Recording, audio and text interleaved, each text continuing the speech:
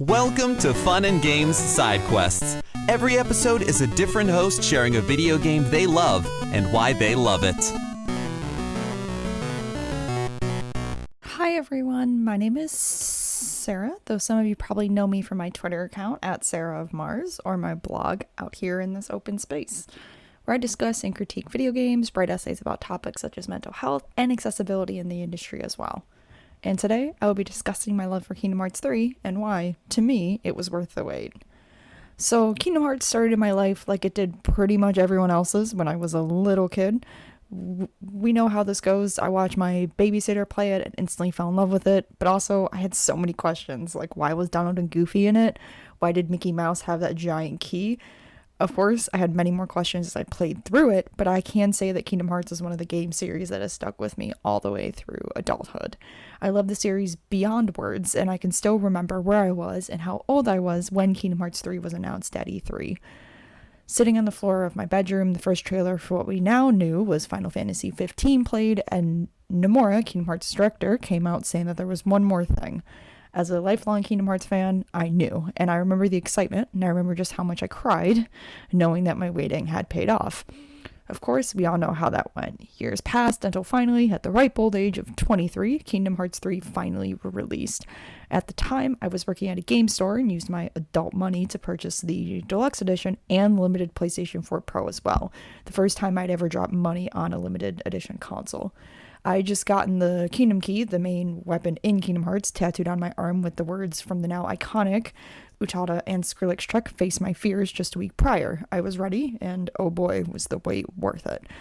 I'm going to go right into it here. Kingdom Hearts 3 is my favorite Kingdom Hearts game. It's the combination of combat and story that just comes together in, like, I'd say an insert chef's kiss emoji here, honestly.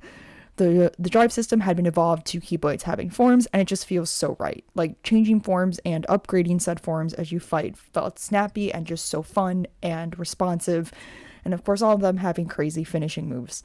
For those of you who've played the older titles, reaction commands still exist, but now there are more attraction commands, which means you're basically summoning Disney rides to fight with. Let me tell you, you've never felt a cool feeling until you literally bring the boat from Pirates of the Caribbean up and wipe out an entire boss in only a matter of hits. But my main love of Kingdom Hearts 3 actually comes from its story, and I'm not going to go into spoilers as it ties up literally almost every loose end that the past games created, and trust me, it was severely impressive at the time for someone like Nomura, who on the outside looks like he's all over the place when it comes to writing, which he is, but the fact that he was able to tie up everything that he had created, or close to everything that he had created in these past 10-15 years, was seriously impressive. And Kingdom Hearts 3 is that perfect example that shows Nomura is actually more story cohesive than we all thought he was. Keep in mind that Kingdom Hearts 3 cumulates many different titles up to this point. We're talking phone games, we're talking DS games, we're talking PSP games.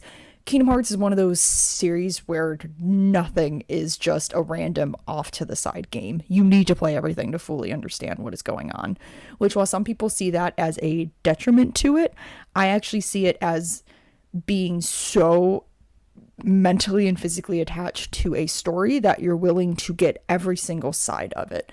And honestly, including the new DLC that just released a couple months back for Kingdom Hearts 3, it's insane to know that Nomura has taken all of that in these past couple of years and made it into this one big franchise.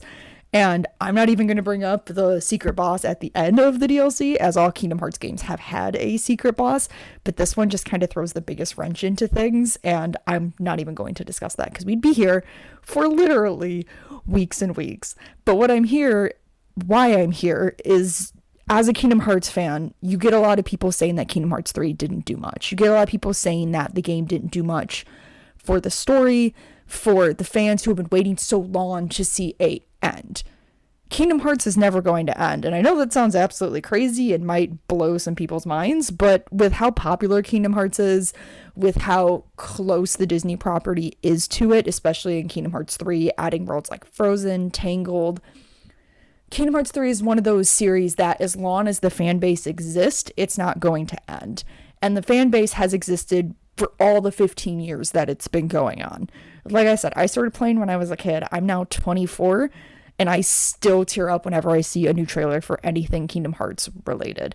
It makes me happy to know that something from my childhood is still here and still making people smile, and still the feeling you get when you walk into the Disney parks and you see people your age, mid-20s, late 20s, wearing Kingdom Hearts shirts and Kingdom Hearts lanyards and pins and wearing Kingdom Hearts related those Mickey ears. It shows that Kingdom Hearts has transcended video games and is now part of people's lives. And I think that's why I love Kingdom Hearts as much as I do, because of how much it's gotten into our lives. I will say my favorite memory is getting my tattoo, especially since as a kid I met friends because of Kingdom Hearts. I forged lifelong friendships because of Kingdom Hearts. The feeling I got getting a new Kingdom Hearts game or saving up to buy a new console to get a new Kingdom Hearts game, it was a main part of my life, and it still is. When I got that tattoo finished, as a kid, I told myself I was always going to get something Kingdom Hearts related. I was always going to put that on my body, which has meant so much to me my entire life. When I got that finished, I cried. I stood in front of the mirror. I saw the Kingdom Key on my arm, and I cried. And while that sounds crazy, as a fan of this franchise for so long, knowing that it's permanently attached to me now, as it's always been mentally, means so much to me. Going to Disney and having people stop me and be like, oh my god, I love your tattoo. Kingdom Hearts means so much to me too. Having cast members stop you and say, oh my god, have you beaten 3? What did you think of 3? It's so cool to see fans still around the parks. It's so weird to talk about Kingdom Hearts as a video game when, and I'm not going to use the word lifestyle choice because I almost did, and that's just weird. To know that Kingdom Hearts is more than that, and to have Kingdom Hearts 3 come out in a time when all of its fans are in the ages that we are now, but still so excited to see where Sora's story ends, or we think end. It's a crazy feeling when I held it in my hands at my last job, and I looked at it and I was holding the box of Kingdom Hearts 3 in my hand and the disc was in there. I shook it just to make sure the disc was in there. It meant so much to me to know that all this waiting had paid off to the point where we were finally getting what we had waited so long for. And yeah, you can argue that it had story issues. You can argue that it wasn't as good as the older titles. But why I'm talking about Kingdom Hearts 3, was that argument that Kingdom Hearts 3 was worth every minute of every wait. To play a Kingdom Hearts game in a year when we had gotten so many other high profile, we got Devil May Cry 5 the same year. We got, if I remember correctly, one of the Resident Evils. I could be wrong. Maybe the remake. I don't remember. But the fact that we got all of these high profile, modern, realistic style games, and we get Kingdom Hearts where we're back with Donald and Goofy, we're teaming up with Buzz and Woody, seeing all of these Disney characters look even better than they did in their own movies, which I 100% argue that Kingdom Hearts 3 has some of the best graphics I've seen in a very long time, especially when they rival Pixar, is absolutely insane and beautiful to know that we got Kingdom Hearts 3 at all. Any fan knows that we were all thinking Kingdom Hearts 3 was like vaporware by this point. Thinking, oh, it's never going to come out. It's never going to happen. We're just going to get remasters and ports our entire life, which one can argue that's not a bad thing. But to know that Square and Nomura, even through development hardships, took their time to make Kingdom Hearts 3 the best that it possibly could be. It definitely means a lot to us, and to me especially, to know that I can still say I'm a Kingdom Hearts fan. And yeah, that may bring some weird jokes on the internet, or that may bring people saying like, oh, you still support a franchise that's literally just Disney characters and like a spiky haired dude hitting people with a key. Yes, I do. Kingdom Hearts means more to me than, I don't want to say life itself, but it's one of the main reasons that I'm the gamer who I am today. It's one of the reasons why I've made the friends that I've made today. It's one of the reasons why Disney plays such a big part into my life as it does today. And you could say, oh, well, you watched Disney movies as a kid. I did, but I grew up on Kingdom Hearts. I grew up learning about Sora, Donald, and Goofy. I grew up seeing all these Disney films in the Kingdom Hearts lens, into being like, oh, there are people like me who enjoy Disney because of how Kingdom Hearts treated it, or seeing the way that these movies look in Kingdom Hearts 3 makes me realize that, oh, Kingdom Hearts is sort of like a Disney cartoon in its own right. It's just that weird redheaded stepchild Disney cartoon.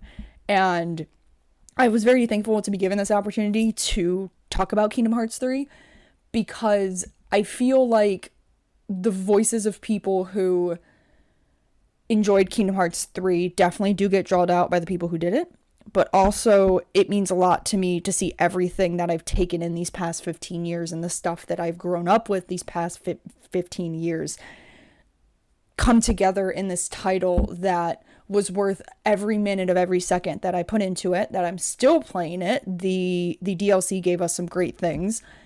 And the fact that I'm waiting for Melody of Memory just as much as everybody else is, knowing that Kingdom Hearts 3 still brought us questions, but it also did the whole crazy thing of actually answering everything else that the series has given us up to this point.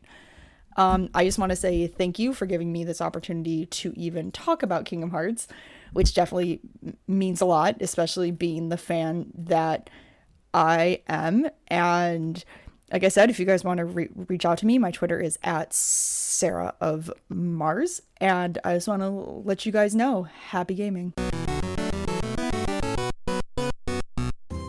Why, hello there, podcast friend. I'm Ash Blodgett, co-host of the podcast Let's Rewatch.